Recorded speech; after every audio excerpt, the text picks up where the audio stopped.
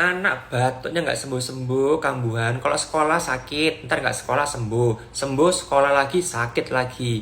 Dua hal selalu yang dipikirkan orang tua. Yang pertama, rongsen sama TBC. Nggak semua penyakit paru-paru itu harus di rongsen. Ini takutnya bronkitis, pneumonia. Lewat pemeriksaan udah jelas, ya. Bisa, nggak selalu harus pakai rongsen.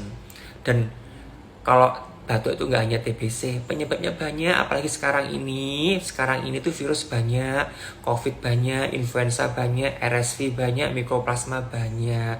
Cuma kan kita nggak terbiasa ya pakai pemeriksaan ya. Pemeriksaan sebenarnya ada, bisa di swab, PCR tuh bisa, ya ketahuan virusnya apa, bakterinya apa tuh bisa. Dan memang batuknya nggak akan sembuh-sembuh selama penyebabnya masih ada. Gejalanya gampang, nek virus atau bakteri yang menular tadi tuh.